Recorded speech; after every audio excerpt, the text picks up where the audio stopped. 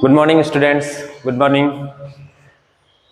This is the second lecture of the magnetic effect of the current. इस chapter का हमारा ये second lecture है, ठीक है। ये सेकंड लेक्चर है हमारा magnetic effect of the current. First lecture में हम लोगों ने क्या कवर किया था? फर्स्ट लेक्चर में हम लोगों ने कवर किया था concept of the magnetic field. वहां पर हम लोगों ने मैग्नेटिक फील्ड का डेफिनेशन समझा था। What is magnetic field, magnetic field होता क्या है। उसके बाद हम लोगों ने ऑस्टेट एक्सपेरिमेंट पढ़े थे कि कैसे ऑस्टेट को पता चला कि करंट कैरिंग वायर की वजह से उसके अराउंड में मैग्नेटिक फील्ड प्रोड्यूस होता है। उसके बाद हम लोगों ने पढ़ा था बायो-सावर्ट लॉज। बायो-सावर्ट लॉज में हम लोगों ने देखा कि किस तरीके से करंट एलिमेंट का यूज करके बायो-सावर्ट दोनों ने मिलकर मैग्नेटिक फील्ड का मैग्नीट्यूड फाइंड आउट किया था। Is it clear? और उसी लेक्चर में मैंने बताया था कि बायो-सावर्ट लॉज का यूज करके हम लोग अलग अलग कंडक्टर के मैग्नेटिक फील्ड फाइंड आउट कर सकते हैं। करंट अगर कंडक्टर इनफाइनाइट हो तो उसका मैग्नेटिक फील्ड फाइंड आउट किसकी हेल्प से करेंगे? बायो-सावर्ट लॉज से। अगर कंडक्टर हमारा फाइनाइट हो तो हम उसका मैग्नेटिक फील्ड किसकी हेल्प से फाइंड आउट करेंगे? बायो-सावर्ट लॉज से। अगर कंडक्टर हमारा रिंग शेप में हो उसका मैग्नेटिक फील्ड फाइंड आउट करेंगे किसकी वजह से? बायो-सावर्ट लॉज से। तो हम कह सकते हैं कि मैग्नेटिक फील्ड की फाइंड आउट करने के लिए या फिर मैग्नेटिक फील्ड के कैलकुलेशन के लिए जो बेस तैयार किया किसने तैयार किया था? बायो-सावर्ट ने तैयार किया था। उसी सीरीज में आज हमारा जो टॉपिक है, टॉपिक से ही पता चल गया होगा, magnetic field due to a long straight current carrying conductor. आज जो हमारा टॉपिक है, हमारे पास एक long straight current carrying conductor है, मतलब एक कंडक्टर है जो बिल्कुल स्ट्रेट है और उसमें करंट फ्लो हो रहा है, उसकी वजह से जो मैग्नेटिक फील्ड प्रोड्यूस होगा वो हमें फाइंड आउट करना है। जैसा कि मैंने पहले ही बता दिया था कि किसी का भी मैग्नेटिक फील्ड फाइंड आउट करना है, किसी भी करंट कैरिंग कंडक्टर का मैग्नेटिक फील्ड फाइंड आउट करना है तो हमें किसकी मदद लेनी पड़ेगी? बायो-सावर्ट लॉज से। Is it clear? और हाँ, एक जरूरी चीज, बायो-सावर्ट लॉज जब हम लोग पढ़ रहे थे तो उसमें हमारे पास टाइम की कमी थी, तो इसी वजह से वहां पे एसआई यूनिट का जिक्र नहीं हो पाया। तो पहले हम इस टॉपिक में आने से पहले हम लोग डिस्कस कर लेते हैं SI unit of the Biot Savart law में जो मैग्नेटिक फील्ड के बारे में पढ़ा था, मैग्नेटिक फील्ड का एसआई यूनिट। तो याद रखना है SI unit, SI unit of magnetic field क्या होता है? SI unit of the magnetic field क्या होता है? Magnetic field. SI unit of magnetic field क्या होता है? 2 होता है टेस्ला। ये कौन सा टेस्ला है? ये वही टेस्ला है जो निकोला टेस्ला के बारे में तुम लोग जानते हो। इसको सिंबॉलिक फॉर्म में कैपिटल टी से रिप्रेजेंट करते हैं, ठीक है। टेस्ला इस तरीके से, ठीक है, TESLA टेस्ला, और कैपिटल टी में फॉर्म दिखाते हैं, ठीक है। उनके निकोला टेस्ला के रिस्पेक्ट में मैग्नेटिक फील्ड के एसआई यूनिट दिया गया T। और 1 टेस्ला का मतलब क्या होता है? हम लोग पहले समझते हैं कि 1 टेस्ला क्या होता है। 1 टेस्ला, अगर हम किसी भी फिजिकल क्वांटिटी के यूनिट को अगर हम समझ जाए तो उस फिजिकल क्वांटिटी का स्टडी करना हमारे लिए क्या हो जाता है? बहुत ही इजी हो जाता है। तो आते हैं 1 टेस्ला के बारे में समझते हैं क्या होता है 1 tesla. According to the Biot Savart law, Biot Savart में हम लोगों ने क्या पढ़ के रखा था? K IDL sin theta upon r square, ये पढ़ के रखा था। जहां पर K बराबर हम लोगों ने पढ़ के रखा था μ0 अपॉन 4 पाई। तो इसका जो वैल्यू होता है, इसका वैल्यू होता है 10⁻⁷ टेस्ला मीटर पर एम्पियर। इसका जो वैल्यू होता है 10⁻⁷ टेस्ला मीटर पर एम्पियर। Is it clear? तो अब देखते हैं आगे की तरफ। हम एक ऐसा केस तैयार कर लेते हैं, मान लेते हैं एक ऐसा केस तैयार कर लेते हैं। क्या तैयार कर लेते हैं? हमारे पास जो कंडक्टर है, ठीक है, हमारे पास जो कंडक्टर है वो कितने मीटर का है? वो हमारे पास है 1 मीटर का कंडक्टर। ये हमने केस तैयार कर लिया और उसमें जो करंट फ्लो हो रहा है, कितना फ्लो हो रहा है? 1 एम्पियर का करंट फ्लो हो रहा है। और उसमें जो पोजीशन हम लिए हैं जहां पे हमें मैग्नेटिक फील्ड फाइंड आउट करना है, 1 मीटर का वायर, 1 एम्पियर का करंट फ्लो हो रहा है, और पोजीशन जहां पे हमें मैग्नेटिक फील्ड फाइंड आउट करना है उसको भी हमने कितना लिया? 1 मीटर लिया, ठीक है। और साइन थीटा का वैल्यू हम लोग ले लेते हैं। साइन थीटा का वैल्यू कितना लेते हैं? मतलब थीटा का वैल्यू 90 ले लेते हैं और 1। मतलब इसको थोड़ा सा पिक्चोरियल डायग्राम में समझो क्या मैं समझाना चाह रहा हूँ। मैं बेसिकली ये समझाना चाह रहा हूँ, यहाँ से ये हमारे पास कोई वायर है, ठीक है, कितने मीटर का है? ये 1 मीटर का है, ठीक है। इसमें कितना करंट फ्लो हो रहा है? 1 एम्पियर का करंट फ्लो हो रहा है। और हम जो मैग्नेटिक फील्ड फाइंड आउट कर रहे हैं यहाँ पे 1 मीटर बिल्कुल परपेंडिकुलर चले गए, वायर से परपेंडिकुलर आगे चले गए, इस पोजीशन पे हमें मैग्नेटिक फील्ड फाइंड आउट करना है। Is it clear? 1 मीटर का वायर है, 1 मीटर एम्पियर का करंट फ्लो हो रहा है और 1 मीटर के परपेंडिकुलर डिस्टेंस पे, वायर से परपेंडिकुलर डिस्टेंस पे हमें मैग्नेटिक फील्ड फाइंड आउट करना है। इतना जब मैंने तैयार कर लिया तो इस फॉर्मूले में ये जो dB is equal to k I dl sine theta upon r square, ये सारे वैल्यूज उसमें पुट कर देते हैं। तो dB इज इक्वल टू हमारे पास क्या आ जाएगा, dB इज इक्वल टू हमारे पास आएगा k का value, k is equal to mu naught upon 4 pi, k is equal to mu naught upon 4 pi. Is it clear? I का वैल्यू कितना हो जाएगा हमारे पास 1, dl का वैल्यू कितना है, dl का वैल्यू 1, sin थीटा का वैल्यू 1, और नीचे पोजीशन वेक्टर से जो हमने r का जो वैल्यू लिया था वो भी क्या हो जाएगा, 1 हो जाएगा। इन चीजों को सॉल्व करने के बाद जो मैग्नेटिक फील्ड का मैग्नीट्यूड आएगा वो कितना आएगा, तो dB इज इक्वल टू हो जाएगा म्यू नॉट अपॉन 4 पाई का वैल्यू कितना था 10 की पावर माइनस 7, ये हो जाएगा 10 की पावर माइनस 7, और बाकी ये सारे के सारे 1। तो ये dB इज इक्वल टू हो गया 10 की power minus 7 tesla, dB is equal to, तो 1 टेस्ला इक्वल टू क्या हो जाएगा, 1 टेस्ला इक्वल टू हो जाएगा 10 की power 7 dB। Is it clear? इस चीज को जरा देखो ध्यान से, 1 टेस्ला निकालना है तो दोनों तरफ 10 की पावर माइनस 7 से सॉरी 10 की पावर से यहाँ पे ये अगर हम 10 की पावर माइनस 7 को इधर शिफ्ट करेंगे तो 10 की पावर माइनस 7 ऊपर जाके क्या हो जाएगा, 10 की पावर 7 हो जाएगा। Is it clear? तो 1 टेस्ला इज इक्वल टू 10 की पावर 7 dB है। तो इसका क्या मतलब हो, 1 टेस्ला का सीधा मतलब ये हो गया हमारा, 1 टेस्ला का सीधा मतलब ये हो गया कि अगर हमारे पास कोई वायर है 1 मीटर का वायर है, उसमें 1 एम्पियर का करंट फ्लो हो रहा है, अगर हम उसके परपेंडिकुलर पोजीशन पे 1 मीटर तक चले जाते हैं तो वहां जितना मैग्नेटिक फील्ड प्रोड्यूस होगा दैट इज द 10 की power 7 times magnetic field produce होता है। जो 10 की power minus 7 times magnetic field produce हुआ that is the 1 tesla. Is it clear? This is the concept of the 1 tesla. I think मुझे लगता है कि 1 टेस्ला में किसी भी प्रकार का कोई तुम लोगों के पास में क्वेरी नहीं रहा होगा। यहाँ तक मुझे लगता है सबको समझ में आ गया होगा व्हाट इज 1 टेस्ला। अगेन मैं रिपीट कर देता हूँ, 1 टेस्ला क्या होता है, 1 टेस्ला होता है 1 मीटर का वायर, उसमें अगर 1 एम्पियर का करंट फ्लो हो रहा है, उससे जस्ट परपेंडिकुलर आगे चले जा रहे हैं 1 मीटर, तो इसका मतलब ये हुआ उस पोजीशन पे 10 की पावर 7 टाइम्स जो मैग्नेटिक फील्ड प्रोड्यूस हो रहा है that is 1 tesla. Is it clear? यहाँ तक क्लियर हो गया होगा। इस चीज को बच्चे नोट कर लेना। और बाकी अभी का जो टॉपिक है हमारा magnetic field due to a long straight current carrying conductor, इस टॉपिक पे जब हम आते हैं तो इस टॉपिक में हमारे पास जो वायर होगा बायो सावर्ट वाला वायर नहीं होगा कि इस तरीके से घुमा के, नहीं, यहाँ पर जो हमारा वायर होगा वो लॉन्ग स्ट्रेट होगा, बिल्कुल इस तरीके से, ऐसे सीधा लॉन्ग स्ट्रेट करंट वायर होगा, और ये इनफाइनाइट लेंथ का होगा। शुरुआत में हम लोग इनफाइनाइट लेंगे, बाद में से हम कुछ लिमिट सेट करके फाइनाइट कर देंगे, ठीक है बच्चे, और उसमें करंट प्रोड्यूस कराएंगे। करंट जब फ्लो होगा उस तरीके से, जो उसका फिर करंट एलिमेंट लेंगे, वहां पर बायो सावर्ट लॉ लगाएंगे, फिर बायो सावर्ट लॉ को कैलकुलेट करके हम लोग फाइंड आउट करेंगे कि स्ट्रेट करंट कैरिंग वायर की वजह से या स्ट्रेट करंट कैरिंग कंडक्टर की वजह से कितना मैग्नेटिक फील्ड प्रोड्यूस होता है। Is it clear? ये क्लियर हो गया होगा। अब आगे की तरफ बढ़ते हैं।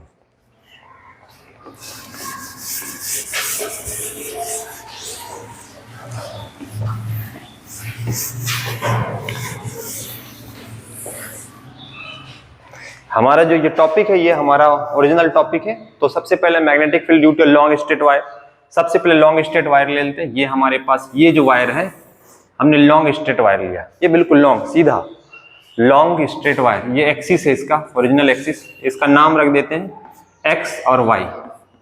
Consider a long straight wire that is x y. Is it clear? और बायो सावर्ट लॉ लगाने के लिए हमें डीएल भी चाहिए, बाकी बहुत सारी पोजीशन है वो हम लोग देख लेंगे आगे। इस पोजीशन पे हम लोग मान लेते हैं, इस पोजीशन पे ये पी पॉइंट पे हमें क्या फाइंड आउट करना है, मैग्नेटिक फील्ड फाइंड आउट करना है। तो वायर से यहां तक का जो लेंथ हो रहा है, इस वाले लेंथ को हमने बोल दिया ए। वायर से ये जो x y straight current carrying conductor, जो ये कंडक्टर है एक्स वाई, इससे पी पोजीशन पे हमें मैग्नेटिक फील्ड फाइंड आउट करना है, और यहां से डिस्टेंस क्या है, ए है। और जो नीचे वाले एंड पॉइंट से इसका जो पोजीशन बन रहा है, जो लिमिट तय हो रहा है, इसको मैंने एंगल बोल दिया φ1, और ऊपर वाले y वाले पोजीशन से जो इसका एंगल बन रहा है उसको मैंने बोल दिया φ2। दिस इज द φ2 और दिस इज द φ1। और तुम्हें पता है कि कोई भी वायर का मैग्नेटिक फील्ड फाइंड आउट करने के लिए हमें बायो सावर्ट लॉ की जरूरत पड़ती है। तो बायो-सैवर्ट लॉज के बारे में हम लोग पढ़ के रखे हैं। क्या पढ़ के रखे हैं Biot Savart law? dB is equal to mu naught upon 4 pi I d l sine theta upon r square. हमें करंट चाहिए आई, तो I straight current carrying wire में हमने आई फ्लो करा दिया, यहाँ पे भी आई करंट फ्लो होगा और यहाँ पर भी कौन सा करंट फ्लो होगा? आई करंट फ्लो होगा। और हमें चाहिए करंट एलिमेंट डीएल। तुम्हारी मर्जी, डीएल कहीं भी ले सकते हो, यहाँ यहाँ यहाँ यहाँ, क्योंकि सारे डीएल के कॉम्बिनेशन से ये क्या बना है? एक्स वाई बना है। तो हमने कहीं पर भी इस हिस्से में डीएल ले लिया। यहाँ पर मान लेते हैं, यहाँ पर हमने क्या ले लिया बच्चों? डीएल ले लिया। This is the DL. ये हमने क्या ले लिया? डीएल। ये वाला पोजीशन थोड़ा मैंने इसको थोड़ा सा ज्यादा मार्क कर दिया ताकि समझ में आ जाए। दिस इज द डीएल, ये हमारा पोजीशन डीएल है। आई करंट ले लिया, आई बन गया हमारे पास, डीएल बन गया। हमें चाहिए पोजीशन आर, ठीक है। हमने जो पोजीशन लिया आर, और तुमको पता है बायो-सैवर्ट लॉ के अकॉर्डिंग आर जो होता है, ये जो एंगल होता है डीएल और आर के बीच का एंगल होता है। तो यहां से इस बीच में से, ये डीएल है तो इसी बीच में से ये हमने पोजीशन ले लिया आर, ये वाला। ध्यान से सुनना, ये वाला पोजीशन जो है तुम्हारा, ये हमारा है आर। Is it clear? इसका नाम रखा है पी, इसका नाम रखा क्यू, ओके। और ये वाला जो हिस्सा है, ये वाला हिस्सा, इसको नाम रखा, जहां पर ये डीएल रखा हुआ है, इसका नाम रख दिया आर। Is it clear? अब इस बीच में से हम क्या करते हैं, क्यू से आर के बीच का डिस्टेंस, क्यू से आर के बीच का डिस्टेंस कुछ भी ले लो, एल ले लो। एल ही इसीलिए लेंगे क्योंकि सर यहां से यहां तक का लेंथ अगर हमने एल लिया है, यहां से यहां तक का लेंथ हमने एल लिया है, इस एल का ही तो करंट एलिमेंट डीएल बनेगा, छोटा सा हिस्सा डीएल बनेगा, ओके। ये हमने पोजीशन तैयार कर लिया। और ये जो डीएल है, ये जो हमारा डीएल है, ये वाला पोजीशन, डीएल से लेकर आर के बीच में जो एंगल बन रहा है, ये एंगल डीएल और आर के बीच में जो एंगल बन रहा है, उसको हमने क्या ले लिया है? थीटा ले लिया है।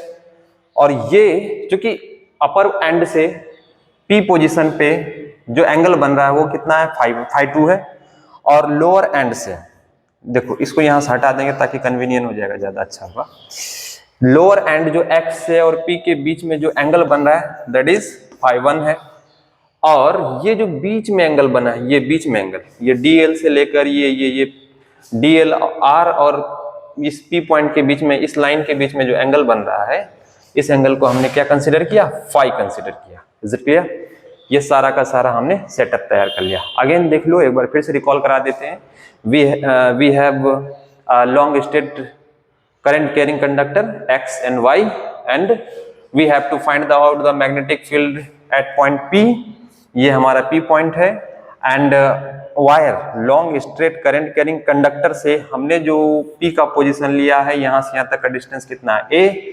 अपर एंड से पी पोजीशन के लिए जो एंगल बन रहा है फाई 2, लोअर एंड से जो पी पोजीशन पे एंगल बन रहा है, that is phi 1। Is it clear? और ये जो तुम्हारा है डीएल करंट एलिमेंट, और ये पोजीशन वेक्टर है आर, जहां पर मैग्नेटिक फील्ड फाइंड आउट करना है। Is it clear? Position vector r और डीएल के बीच में एंगल बनने वाला है थीटा, और क्यू से आर के बीच में जो एंगल हमने लिया है, सॉरी लेंथ लिया है एल। और एल क्यों लिया? क्योंकि सर एल का ही करंट एलिमेंट क्या बनेगा? डीएल। और यहां से इसके बीच में जो एंगल बन रहा है वो कितना है? फाई है। अब हम ये सारी चीज सेटअप तैयार कर लिए, और हम जानते हैं, हम लोग क्या जानते हैं? बायो-सैवर्ट लॉ से जानते हैं क्या? फ्रॉम बायो-सैवर्ट लॉ से हम लोग क्या जानते हैं? dB is equal to mu naught upon 4 pi I d l sine theta upon r square. ये हमारे पास, मैंने इसको इक्वेशन नंबर क्या बोल दिया? 1 बोल दिया, ठीक है। ऊपर वाला मिटा देते हैं, थोड़ा सा स्पेस बचेगा तो हम लोग कैलकुलेट करने में आसानी होगा हम लोगों को, ठीक है। ये हमारा हो गया। अब कुछ नहीं करना है, जैसा कि मैंने बताया था कि जितने भी कंडक्टर हो सबके हम लोग क्या निकाल लेंगे? बायो-सैवर्ट के लॉस पे निकाल सकते हैं। तो इसमें क्या क्या दिया है भाई? द वैल्यू कितना भाई करंट का वैल्यू सर आई है, तो आई तो दिख रहा है, ठीक है, चलो कोई बात नहीं है। हमें वैल्यू निकालना है डीएल का, हमें वैल्यू निकालना है साइन थीटा का, और हमें वैल्यू निकालना है आर का। तो आते हैं, तो सबसे पहले हम यहाँ पर ये देखते हैं, P Q R is a right angle triangle. Is it clear और नॉट? ये देखो पी क्यू आर कौन सा ट्रायंगल है? राइट एंगल ट्रायंगल है। तो हम जाते हैं राइट एंगल ट्रायंगल में। In right angle triangle P Q R चले गए इसमें से। अच्छा, जब इसमें से हम आए तो हम क्या देख रहे हैं, राइट एंगल ट्राइंगल में तो ट्राइंगल के तीनों एंगल का सम कितना होता है, 180 होता है, फाई, थीटा और ये कितना है 90। Is it clear? तो क्या मैं इसको लिख सकता हूं, theta plus phi is equal to theta plus phi plus 90 is equal to कितना 180। इस 90 को उधर शिफ्ट कर देंगे तो theta plus phi is equal to कितना हो जाएगा 90। तो इस हिसाब से थीटा इज इक्वल टू क्या हो जाएगा 90 माइनस 5 हो जाएगा। ये एक थीटा का वैल्यू निकल गई। सर हमने थीटा का वैल्यू क्यों निकाला है? थीटा का वैल्यू हमने इसलिए निकाला क्योंकि बायो सावर्ट में हमें थीटा का वैल्यू पुट करना है। साइन थीटा, थीटा दिख गया। Is it clear? तो थीटा का जब वैल्यू फाइंड आउट हमने कर लिया तो साइन थीटा का वैल्यू यहां से निकाल लो। नाउ साइन थीटा का वैल्यू निकाल लिया मैंने। Sine theta is equal to क्या हो जाएगा, साइन 90 माइनस 5। ट्रिगोनोमेट्री के कॉन्सेप्ट के अनुसार तुम लोग जानते हो कि sine theta is equal to क्या हो जाएगा, sine theta is equal to sine 90 minus 5 is equal to क्या होता है, cos 5। क्या होता है भाई, cos 5। यहां से एक चीज मैथमेटिकल कैलकुलेशन ध्यान में रखना है, हमारा जो ट्रिगोनोमेट्री फंक्शन आया फाई के टर्म में आया। अब हम जो भी ट्रिगोनोमेट्री फंक्शन चाहे वो लेंथ हो, पोजीशन वेक्टर, कुछ भी निकालेंगे सब फाई के ही टर्म में निकालेंगे। Is it clear? ये ध्यान में रखना है क्योंकि हम साइन थीटा का जब वैल्यू फाइंड आउट करने गए तो साइन थीटा का वैल्यू cos 5 में आया। तो यानी 5 में आने का मतलब हुआ कि जितने भी ट्रिगोनोमेट्री फंक्शन के अब वैल्यूज निकालेंगे वो 5 के टर्म में होंगे। Is it clear? तो यहां तक मैंने कर लिया, हम लोगों ने यहाँ पे साइन थीटा का वैल्यू फाइंड आउट कर लिया। Is it clear? अब बच गया हमारे पास आर का वैल्यू कैसे फाइंड आउट करेंगे, तो इसी राइट एंगल ट्राइंगल का यूज करेंगे, triangle PQR। Is it clear? तो cos का वैल्यू फाइंड आउट करते हैं, किसका, cos थीटा या cos 5। अब cos 5 का वैल्यू फाइंड आउट करना पड़ेगा, ठीक है। क्योंकि cos 5 का जब वैल्यू फाइंड आउट करने जाएंगे तो हमको r का वैल्यू मिल जाएगा। किसका वैल्यू मिल जाएगा, r का। देखो कैसे, ये जो हमारा इस तरीके से ये राइट एंगल ट्राइंगल है, ये एंगल है इसका phi, this is the base, this is the hypotenuse.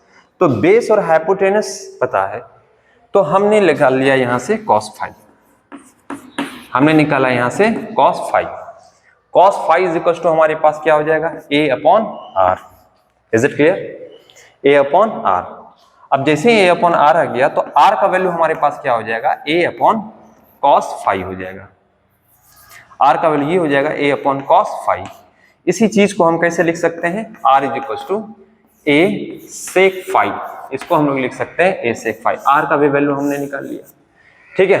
अब बच गया हमारे पास r निकाल लिया हमने, साइन थीटा निकाल लिया हमने, अब हमारे पास dl निकालना है।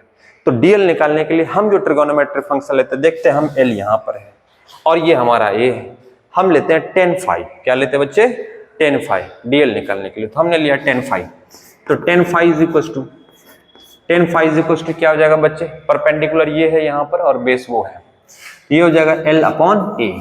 इसी चीज को हम लोग कैसे लिख सकते हैं, l is equal to a tan phi।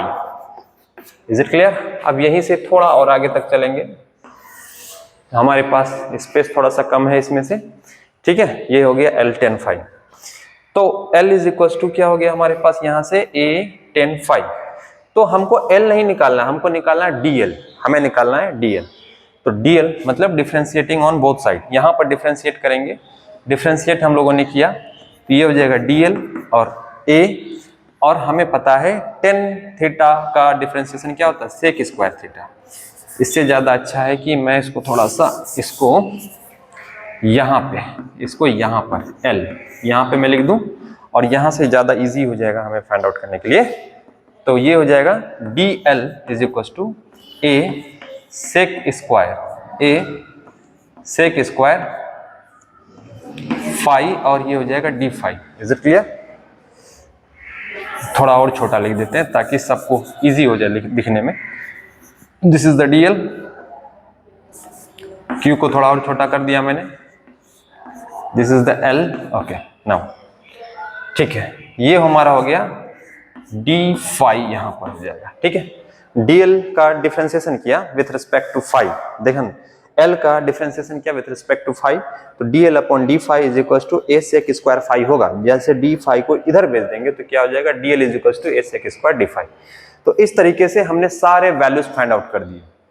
क्या क्या फाइंड आउट किया, sine theta, sir Biot Savart में dB is equal to mu naught upon 4 pi I dl sin theta upon r square. आपको पहले sin थीटा फाइंड आउट करना पड़ेगा। sin theta हम लोगों ने फाइंड आउट कर लिया। sin थीटा का वैल्यू कितना है cos फाई, ठीक है बच्चे, cos फाई। r का वैल्यू फाइंड आउट करना पड़ेगा, r का वैल्यू निकल गया a sec फाई। सर आपको dl का वैल्यू फाइंड आउट करना पड़ेगा, dl का वैल्यू हमने फाइंड आउट कर लिया a sec square phi d phi. इस तरीके से हम लोगों ने फाइंड आउट कर ही लिया। अच्छा बच्चों, जब ये सारे वैल्यूज हम लोगों ने फाइंड आउट कर लिया, अब करना क्या है? अब भाई करना ये है कि हमारे पास जो बायो सैवर्ट ने जो हमारे लिए एक बेस तैयार करके रखा है, वो जो कॉन्सेप्ट उसने देके रखा, वो जो फॉर्मूला उसने देके रखा है, just we need to put the all values in this formula. इस फॉर्मूले में पुट कर दो। करना क्या है बच्चे? पुट करना है। थोड़ा बड़ा बड़ा मैंने लिख दिया है, ओके पुट करो। तो यहाँ पे लिखना पड़ेगा from first, from first. Is it clear? First में आ गया dB, this is the dB is equals to mu naught upon 4 pi, mu naught upon 4 pi. I का वैल्यू कितना सर? आई ही है, कोई दिक्कत वाली बात नहीं। dl का value sir a sec square phi है, ठीक है रख देंगे a sec स्क्वायर फाई, कोई इशू वाली बात नहीं है इसमें, रख दो। किधर रखोगे? किधर रख देते हैं, एक मिनट रुको, कहीं पे स्पेस खाली है तो एक काम करते हैं, ये वाला हिस्सा इसको मिटा देते हैं, ये वाला इधर वाला, ठीक है, आसान हो जाएगा रखने में मेरे लिए और तुम्हें देखने में आसान हो जाएगा। तो ऑल दीज वैल्यूज हमने किस में पुट कर दिया? इक्वेशन नंबर 1 में। तो ये जो हमारा आया dB is equal to mu naught upon 4 pi, dB is equal to mu naught upon 4 pi. I का वैल्यू सर कितना है? सर आई का वैल्यू तो आपने क्या लिया है? आई लिया। सर dl का वैल्यू कितना? सर dl का वैल्यू अपने फाइंड आउट किया था a sec square phi and d phi को साथ में रखने का, ठीक है इस तरीके से। फिर सर साइन थीटा का वैल्यू कितना लिया था? सर साइन थीटा का वैल्यू तो cos फाई के बराबर है। साइन थीटा का वैल्यू किसके बराबर है? cos phi. साइन थीटा की जगह पे क्या रख दो बच्चे? cos फाई अपॉन r का वैल्यू फाइंड आउट करना है। Where is the value of the r? r is equal to a sec phi. Square है तो यहाँ पे लगाना पड़ेगा स्क्वायर। स्क्वायर क्या? तो a sec स्क्वायर फाई हो जाएगा इस तरीके से। कमाल। अब करना है क्या है? जो कैंसिल आउट करने वाला हो कैंसिल आउट। भाई देखो सेक स्क्वायर फाई पूरी तरीके से कैंसिल आउट हो गया, नो डाउट। ए स्क्वायर और ए खत्म हो गया, ऊपर से ए सेक स्क्वायर पूरी तरीके से खत्म। बच गया तुम्हारे पास क्या? ए। तो ए बच गया। ए जो बचा तुम्हारे पास, क्या करना है इसको? एक काम करो तुम, यहाँ पे लिख सकते हो इसको। सर हमारे पास जो बचा है dB इज इक्वल टू हमारे पास बचा है dB इज इक्वल टू हमारे पास बचा है mu naught upon 4 pi, mu naught upon 4 pi I and cos phi, साथ में सर d फाई भी होगा, cos फाई ऊपर से d फाई भी होगा ऊपर में, और नीचे सर जो हमारे पास बचा है वो बचा है a। ये हमारे पास वैल्यू आ गया। सर इस वैल्यू का क्या करेंगे? अब करना क्या है? अभी तो हमारा मेन फॉर्मूला निकला ही नहीं, अभी तो हमारा dB है। dB मतलब क्या है? अभी हम करंट एलिमेंट की ही वजह से मैग्नेटिक फील्ड फाइंड आउट किया है अभी तक। देखो भाई ये सब हमने फॉर्मूला को मॉडिफाई कर दिया। dB is equal to mu naught upon 4 pi I cos phi d phi upon a।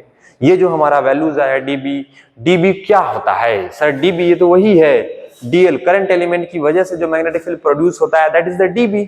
अभी तो हम करंट एलिमेंट पे ही हैं, जबकि हमें फाइंड आउट करना है क्या? Long straight current carrying conductor के लिए। हमारा लॉन्ग स्ट्रेट कैरिंग कंडक्टर कहां से कहां तक है? x से लेकर y तक है, और x से लेकर y तक है। इस पोजीशन पे हमें मैग्नेटिक फील्ड फाइंड आउट करना था, और इस पोजीशन में जो मैग्नेटिक फील्ड हमने फाइंड आउट किया तो उसका लिमिट सेट तय कर रहा है φ1 और φ2। सर dB है, dB is the current element की वजह से मैग्नेटिक फील्ड फाइंड आउट करना। वो छोटा सा सेगमेंट है, छोटे से सेगमेंट से मिलकर बड़ा सेगमेंट बनता है। तो बड़े के लिए हम लोग क्या करते हैं? इंटीग्रेशन। छोटे के लिए क्या करते हैं? डिफरेंशिएशन।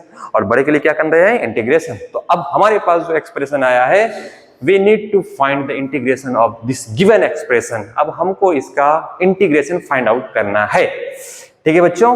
इसे जल्दी से नोट कर लेना, या पॉज करके इसे देख सकते हो, इजिली देख सकते हो, इसे देख लेना। बाकी एक साइड का मैं मिटा दूंगा, फिर दूसरे साइड से मैं क्या करूंगा? इंटीग्रेशन। Is it clear? एक साइड का मैं मिटा दूंगा, फिर इंटीग्रेशन करूंगा इसका, ठीक है। आई थिंक मुझे लगता है तुम सबने इसे नोट कर लिया होगा। अगर बहुत ज्यादा दिक्कत हो तो इसे पॉज करके देख लेना, और पॉज करके रोक के इसे नोट कर लेना। फिलहाल मैं एक साइड का मिटाने जा रहा हूं, इधर वाला हिस्सा मैं इसको कर दे रहा हूं, मिटा दे रहा हूं, ठीक है। इधर वाला मैंने इसको मिटा दिया, ये वाला हिस्सा मिट गया। ठीक है, ये वाला हिस्सा खत्म होने के बाद अब अच्छा चलो ये पूरा ही खत्म कर देते हैं। ठीक है, ये पूरा ही खत्म कर देते हैं, ये पूरा ही खत्म कर देते हैं। ठीक है, नोट कर लेना तुम लोग पॉज करके। This is the L and ये और ये तुम्हारे पास क्या, इसका जो पोजीशन नीचे तक गया था वो एक्स है। Is it clear? हमारे पास वैल्यू ये है। Okay, integrating on both side, integration मैंने किया ये dB, गुड। उधर से इंटीग्रेशन हो जाएगा, ये हो जाएगा तुम्हारा mu naught upon 4 pi, okay, I cos phi, ये हो जाएगा तुम्हारा डी फाई अपॉन हो जाएगा तुम्हारा ए।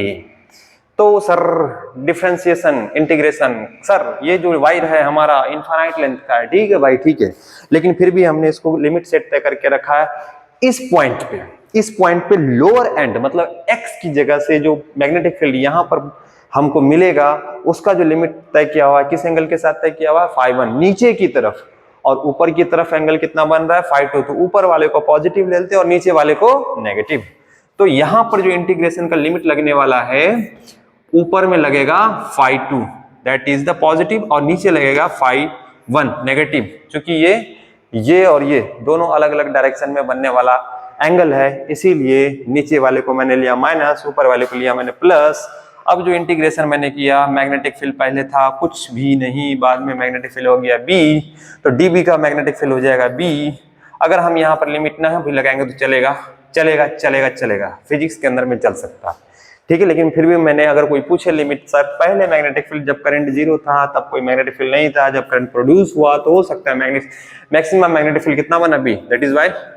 तो इसका डायरेक्ट मैं लिख देता हूं, मैग्नेटिक फील्ड dB का मैग्नेटिक फील्ड क्या हो जाएगा B, और यहां से जो कांस्टेंट आने वाला है, हम कैसे पता करेंगे कांस्टेंट आने वाला है, सर D के साथ फाई लगाया तो फाई वाला फंक्शन अंदर रहेगा, बाकी सब कहां जाएगा, बाहर। तो बाहर कर दो, mu naught upon 4 pi, mu naught upon 4 पाई बाहर हो गया, ए भी बाहर हो जाएगा, ए भी बाहर हो गया, आई बाहर हो जाएगा, आई भी बाहर कर दिया।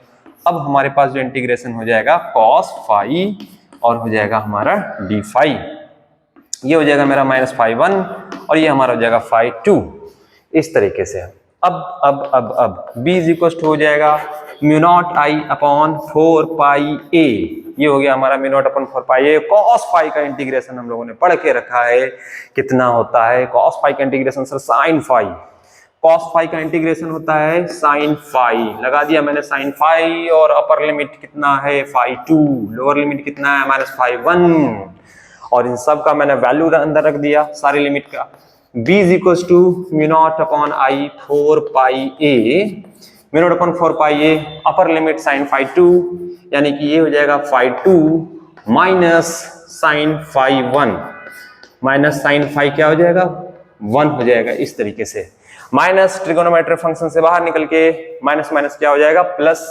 This is the property of the sine function. Sine function का प्रॉपर्टी क्या होता है, अगर एंगल के साथ में उसका माइनस होता तो माइनस उसके बाहर को कंसीडर कर सकते हैं, अगर माइनस बाहर कंसीडर करेंगे तो माइनस माइनस क्या हो जाएगा प्लस। तो डायरेक्ट मैं इसको स्टैंडर्ड फॉर्म में लिख देता हूं, b इज इक्वल टू हो जाएगा तुम्हारा कितना mu naught upon I upon 4 pi a, और ये तुम्हारा हो जाएगा साइन φ1 प्लस ये तुम्हारा हो जाएगा sine φ2। This is the magnetic field, ये फाइनली हमारा प्रोड्यूस।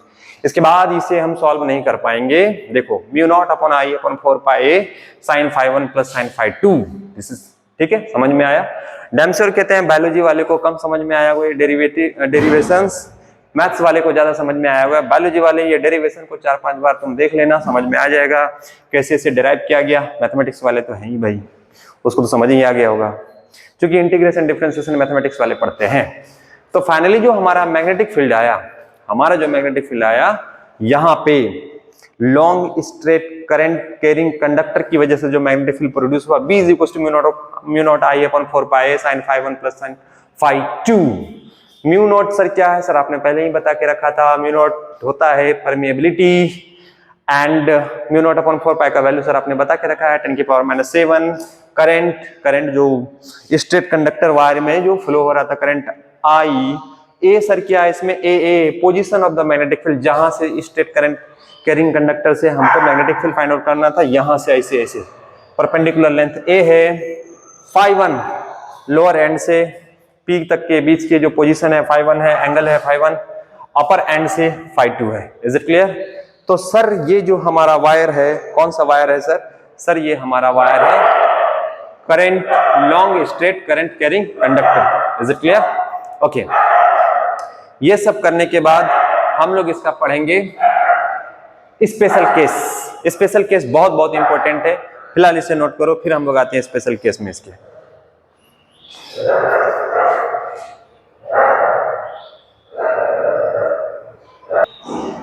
फाइनली इसके लंबे चौड़े डेरिवेशन के बाद, स्पेशल केसेस 1, स्पेशल केस 1 है। फाइनली लंबे चौड़े डेरिवेशन के बाद स्पेशल केसेस 1 है। 1 में क्या कह रहा है? If the conductor x y is infinitely long. ये तो मैं पहले से बोल रहा हूं, ये जो हमारा कंडक्टर है इनफिनिटली लॉन्ग है, ये फाइनाइटली नहीं है। कंडक्टर हमारा क्या है? इनफिनिटली लॉन्ग वायर है, ठीक है, इनफिनिटली लॉन्ग वायर है, ठीक है भाई, चलो ठीक है। And P is near the middle of the conductor, ये जो P है तुम्हारा, ये P है, ये P नियर द कंडक्टर, ये sorry near the middle of the conductor. Middle का मतलब ये हुआ भाई, इतनी बड़ी जो लंबाई है, ये P जो है ना बिल्कुल यहाँ बीचों बीच है, कहीं आसपास में है, नॉट ऑन द वायर है। ऑन द वायर हो जाएगा तो जीरो हो जाएगा, ये हम बाय सेवेट से सीख के आए हैं। इसीलिए कंडक्टर को नियर द बोला गया, नॉट ऑन द बोला गया। नियर जब यहाँ पे चले जाएंगे भाई, तुम जरा सोचो, इसको पुश किया आगे तो ये वाला लाइन का क्या होगा? ऐसे उठ जाएगा, ये वाला लाइन ऐसे हो जाएगा। थोड़ा और आगे किया और ऊपर चला जाएगा और नीचे आ जाएगा। थोड़ा और आगे किया, ऑलमोस्ट लगभग φ1 90 डिग्री के बराबर हो जाएगा, φ2 भी 90 डिग्री के बराबर हो जाएगा। अगेन इस चीज को सुन लो ध्यान से, अगर long infinitely current carrying conductor में हम क्या करते हैं? पोजीशन P मैग्नेटिक फील्ड को बिल्कुल उसके वायर के मिडिल लेके जाते हैं या कंडक्टर के मिडिल के पास लेके जाते हैं। उठाया मैंने, यहां रखा, ये वाला एंगल ऊपर जाएगा, ये वाला एंगल ऊपर जाएगा, थोड़ा और जाएगा, ऊपर गया, आते जाते, या देखो तुम खुद ही सोचो, इसको उठा के यहाँ रखेंगे तो ये एंगल बढ़ेगा घटेगा? सर ये जैसे ही P आगे की तरफ जाएगा, ये ऊपर जाता हुआ महसूस होगा, यानी एंगल बढ़ेगा, ये भी एंगल बढ़ेगा, यहां आएगा, ये भी एंगल बढ़ेगा, ये भी एंगल बढ़ेगा। सर कब तक बढ़ेगा? जब तक कि ये P मिडिल के आसपास पहुंचेगा तो टोटल एंगल 90 हो जाएगा, ऊपर भी 90 नीचे भी 90 हो जाएगा। सर हो जाएगा 90, चूंकि इनफिनिटली लॉन्ग वायर है तो बढ़ते ऊपर तक चला जाएगा, बढ़ते तक ऊपर चला जाएगा। ऊपर जाने का एंगल फिक्स्ड नहीं है, इसीलिए जैसे जैसे इसको नियर द मिडिल लेके, ये जो वायर है मिडिल इसके आसपास, इसके मतलब रखना नहीं है, मिडिल के आसपास लेके चले गए तो ये एंगल लगभग 90 के आसपास चला जाएगा। तो इसका मतलब ये हुआ सर φ1 बराबर φ2 इज इक्वल टू कितना? 90 डिग्री। अब जब ये φ1 बराबर φ2 इज इक्वल टू 90 डिग्री हो गया तो मैग्नेटिक फील्ड वहां पर कितना हो जाएगा? पढ़ के रखा मैग्नेटिक फील्ड अभी हम लोगों ने क्या? V is equal to mu naught I upon 4πa and sine φ1 plus ये हो जाएगा साइन φ2, जबकि हमको पता है near the middle of the conductor है तो φ1 इज इक्वल टू φ2, यहां से हो जाएगा तुम्हारा mu naught I upon 4πa। रखा तुमने साइन 90 का वैल्यू, यहां भी रखा तुमने साइन 90 का वैल्यू। भाई साइन 90 का वैल्यू कितना होता है? साइन 90 का वैल्यू होता है 1, साइन 90 का वैल्यू होता है 1, तो 1 क्या हो जाएगा बच्चे? 2। तो यहां से हो जाएगा तुम्हारा ये B is equal to mu naught I upon 4πa 1 plus 1। Is it clear? 1 कितना हो जाएगा? 2। B is equal to mu naught I upon 4πa into क्या हो जाएगा? 2 क्या हो जाएगा बच्चे? कैंसिल आउट हो जाएगा। 2 जैसे ही कैंसिल आउट हो जाएगा तो हमारे पास क्या हो जाएगा? B is equal to mu naught I upon 2πa। Sir ये जो मैग्नेटिक फील्ड फाइंड आउट हुआ, ये कहां पे मैग्नेटिक फील्ड फाइंड हुआ? अगर P पोजीशन हमारा near the middle of the wire है तो वहां पर सर मैग्नेटिक फील्ड कितना होता है? Mu naught I upon 2πa। लेकिन ये लॉन्ग इन्फिनिटली वायर के लिए है, इन्फिनिटली लॉन्ग वायर के लिए है, near the middle magnetic field mu naught I upon 2πa। But at the end अगर जाएंगे, किसी एक एंड पे जाएंगे तो कितना मैग्नेटिक फील्ड होगा? उसका स्टडी केस नंबर 2 में करेंगे। फिलहाल केस नंबर 1 अगर समझ में आ गया हो तो एंजॉय इट।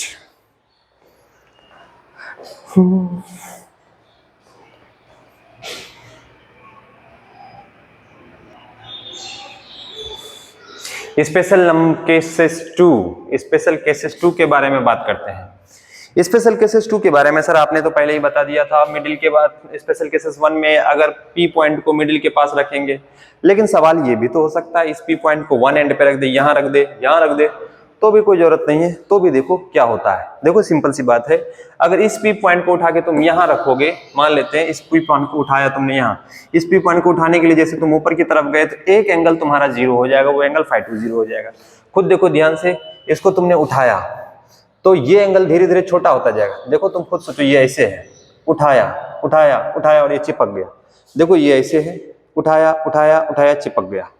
तो पी पॉइंट को ऊपर की तरफ जाओगे तो एक तो तुम्हारा हो जाएगा φ2 0 और एक क्या हो जाएगा, इसको उठा के इस एंड पे लेके जाओगे तो φ2 तो तुम्हारा 0 हो जाएगा। φ1 का क्या होगा, सर इसको उठा के इधर लेके आ रहे हैं, सर ये नीचे फैल रहा है, वो 90 डिग्री के आसपास चला जाएगा। कहाँ चला जाएगा, 90। यही सेम केस नीचे की तरफ होगा, इसीलिए φ1 एक तरफ हो जाएगा 90, मगर ऊपर की तरफ लेके जा रहे हैं तो φ2 हमारा क्या हो जाएगा 0। ये कब होगा, जब पी पॉइंट को कहाँ लेके जा रहे हैं, y पे लेके जा रहे हैं। तो इस तरीके से जो हमारा मैग्नेटिक फील्ड बनेगा μ0/4 I a, नीचे लगाएंगे sin φ1, फॉर्मूला पढ़ा ना, sin φ1 कितना है 90 है, प्लस sin 0 का वैल्यू कितना होता है 0 और sin 90 का वैल्यू कितना 1। b इज इक्वल टू, यहाँ पर आगे की तरफ चलेंगे, b इज इक्वल टू क्या हो जाएगा μ0I/4 a, ये हो जाएगा 1 + 0। आगे की तरफ बढ़ेंगे तो इस तरीके से हमारे पास आ जाएगा ये b is equal to μ0I/4 a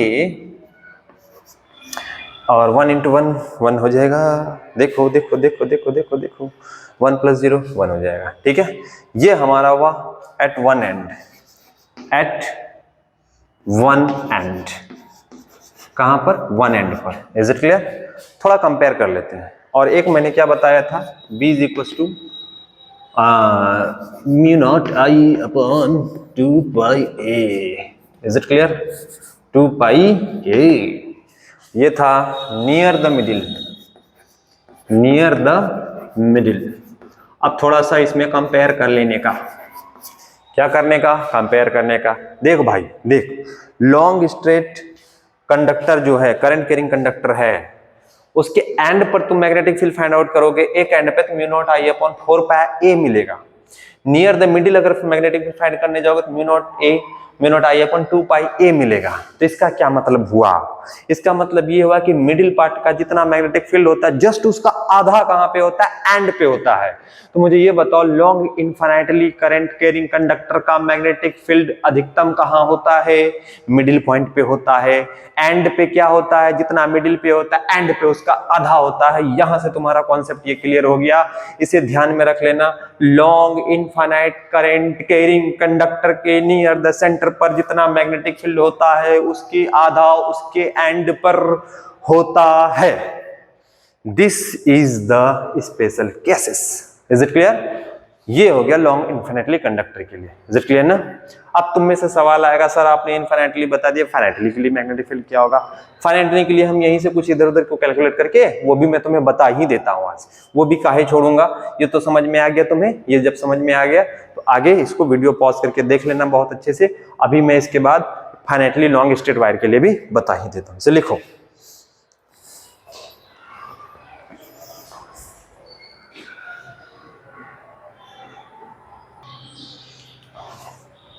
ठीक है। तुम लोगों ने पूछा था सर आपने इनफाइनाइटली लॉन्ग वायर के लिए मैग्नेटिक फील्ड फाइंड आउट बता ही दिया, तो एक बार फाइनाइट के लिए भी बता दीजिए। इनफाइनाइटली लेंथ के लिए हम लोगों ने अभी निकाला, सेम वैसा ही सारी चीजें करेंगे। अभी मैंने इनफाइनाइट के लिए हमने लेंथ लिया था ये एक्स वाई, कितना लेंथ था हमें उसका एग्जैक्टली पता नहीं था, लेकिन हमारे पास जो ये वायर है ये फाइनाइट लेंथ का है। किसका लेंथ है? फाइनाइट लेंथ का। ठीक है, ये फाइनाइट लेंथ का वायर। अच्छा, ये जो हम तुम्हें निकाल के बता रहे हैं, हम ये बता रहे हैं किसके लिए? तो यहां पर हम जो तुमको बता रहे हैं magnetic field magnetic field due to finite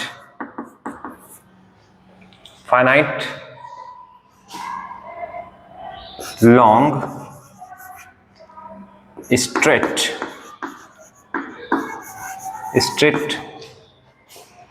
current carrying conductor।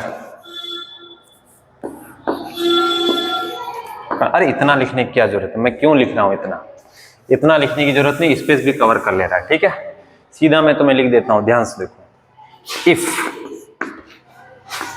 Conductor, अच्छा इसको स्पेशल केस में ही ले लो, ठीक है, स्पेशल केस में ही बता देते हैं। If conductor is finite of L length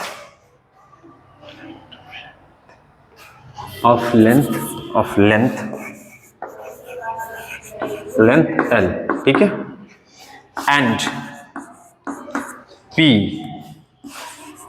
lies at the bisector of L। देखो यहां जो मैंने बताया तुमको, ये वाला देखो ध्यान से, ये जो हमारा देखो मैंने बताया if conductor is finite of length L, हमारे पास जो कंडक्टर है फाइनाइट है, उसका लेंथ कितना है L, and P lies at the bisector of L। P कहां पे लाई कर रहा है, इस बाइसेक्टर। अब जो हमारे पास लेंथ है वो इनफाइनाइट नहीं है, वो क्या है फाइनाइट, और वो हमारे पास लेंथ नोन है। क्या है बच्चे, नोन, कैपिटल लेंथ का नोन है, ठीक है। और ये जो P हमें फाइंड आउट करना है, P lies at the bisector of L, बिल्कुल बाइसेक्टर ऑफ द L, यहां पे बीचों बीच, P पॉइंट यहां पर, ठीक है। थोड़ा और छोटा कर देते हैं, यहां पे ये P मिलेगा, यहां पे बीचों बीच है। तो ये जो Q है यहां नीचे, DL मान लो यहां पे होगा, कहीं पे होगा, ठीक है, DL यहां पे होगा। तो ये वाला जो लेंथ है Q से R के बीच का लेंथ, सॉरी छोड़ो, ये वाला जो लेंथ होगा, अगर ये बाइसेक्टर पे, तो ये वाला लेंथ तुम्हारा क्या हो जाएगा, ये तुम्हारा हो जाएगा L/2। ये वाला लेंथ तुम्हारा कितना हो जाएगा, L/2, ठीक है। और ये वही है, A है, और उस हिसाब से यहां जो एंगल बनेगा फाई, यहां भी एंगल क्या बनेगा, फाई। क्लियर। जब एंगल फाई बनेगा तो हम जानते हैं इनफाइनाइट लेंथ के लिए हम लोग मैग्नेटिक फील्ड फाइंड आउट करके निकाला है, क्या निकाला है, μ0/4 pi I A sin φ1 plus sin φ2, है ना, ये जो मेरे पास है। तो तुमने देखा इसमें क्या, जब फाइनाइट लेंथ आ रहा है और पॉइंट P को हमने कहां पे, बाइसेक्टर ऑफ द लेंथ पे रख लिया, तो φ1 और φ2 आपस में क्या हो जाएगा, बराबर हो जाएगा। देखो ये दोनों बराबर हो जाएगा। तो इस केस में हमको एक बात समझ में आ गया कि φ1 और φ2 क्या हो जाएगा, बराबर। बाइसेक्टर पे अगर रहेगा तो φ1 और φ2 क्या हो जाएगा, हमारा बराबर हो जाएगा। इसको हमने कितना मान लिया, फाई के बराबर मान लिया। और हम यहाँ से साइन फाई का वैल्यू जरा फाइंड आउट कर लेते हैं। साइन फाई का वैल्यू कैसे फाइंड आउट करेगा सर, साइन फाई का वैल्यू फाइंड आउट, ये परपेंडिकुलर, अगर राइट एंगल ट्रायंगल ये ले रहे हैं तो ये राइट एंगल ट्रायंगल है, ये सर परपेंडिकुलर, और ये हमारा क्या हो जाएगा, हाइपोटेनस। तो परपेंडिकुलर अपॉन हाइपोटेनस निकालेंगे तो परपेंडिकुलर हमारे पास कितना है, L/2। हाइपोटेनस कितना है भाई, परपेंडिकुलर और बेस का स्क्वायर, रूट के अंदर में ये हो जाएगा A² प्लस L/2 का स्क्वायर। हाँ, इसको जब सॉल्व करेंगे पूरी तरीके से, अच्छे से इसको सॉल्व कर देंगे, हमारे पास आएगा L/√4A² प्लस L²। ये हमारा साइन फाई का वैल्यू आ गया। और हमने फाइंड आउट करके क्या रखा है, हमने फाइंड आउट करके रखा है लॉन्ग इनफाइनाइटली स्ट्रेट वायर से जो वैल्यू हमने मैग्नेटिक फील्ड फाइंड करके रखा है, वो हमने कितना रखा है, ये डायग्राम आई थिंक मुझे लगता है समझ में आ गया होगा, इसलिए मैं डायग्राम मिटा ही देता हूँ तो अच्छा है। ये डायग्राम समझाने के लिए था, इस तरीके से हमने कंसिडर किया है, ठीक है, इसलिए अब इस डायग्राम की जरूरत नहीं है। तो हमने जो लॉन्ग स्टेट फाइनाइटली वायर के लिए रखा है वो कितना रखा था, इनफाइनाइटली के लिए क्या निकाला था, mu naught upon 4 pi a I, ये था हमारा sine phi 1 plus sine phi 2। लेकिन यहाँ पे क्या हो गया हमारा, फाई 1 और फाई 2 दोनों आपस में क्या है, बराबर है, तो ये हो गया फाई और ये भी हो गया फाई। तो sine phi plus sine phi कितना हो जाएगा, ये हो जाएगा mu naught I upon 4 pi a, phi plus phi कितना, sine phi plus sine phi कितना हो जाएगा, 2 साइन फाई हो जाएगा।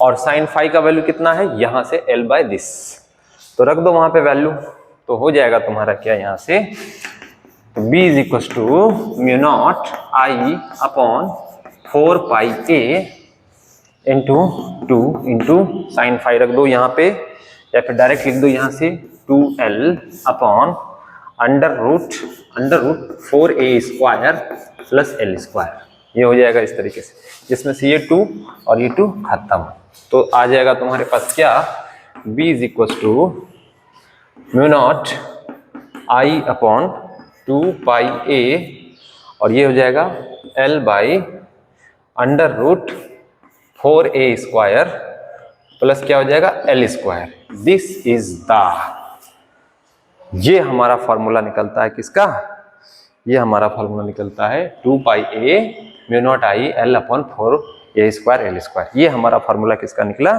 ये हमारा फॉर्मूला निकला फाइनाइट लेंथ, जिसका वायर का अगर फाइनाइट लेंथ है हमारा ये निकलेगा फॉर्मूला। कोई डाउट्स में, इसका मतलब ये हुआ कि फाइनाइट लेंथ में लेंथ के प्रोपोर्शन में मैग्नेटिक फील्ड बढ़ेगा। इज इट क्लियर, ये हमारा फाइनाइट के लेंथ का भी हम लोगों ने निकाल लिया। तो ये हमारा जो टॉपिक था पूरी तरीके से कवर हुआ। टॉपिक हमारा क्या था, magnetic field due to a long straight current carrying wire. Is it clear, current carrying conductor, हमेशा वायर आता है, वायर बोलो या करंट बोलो, बात एक ही चीज है। इज इट क्लियर, तो स्ट्रेट वायर के लिए इनफाइनाइट लेंथ के लिए भी हम लोगों ने फाइंड आउट कर लिया मैग्नेटिक फील्ड, और हम लोगों ने फाइनाइट लेंथ के लिए भी फाइंड आउट कर लिया। ठीक है, ठीक है बच्चों, अब मिलेंगे नेक्स्ट टॉपिक में नेक्स्ट लेक्चर के साथ। Is it clear, sorry next lecture में नेक्स्ट टॉपिक के साथ। तब तक के लिए तुम लोग अपना ध्यान रखो।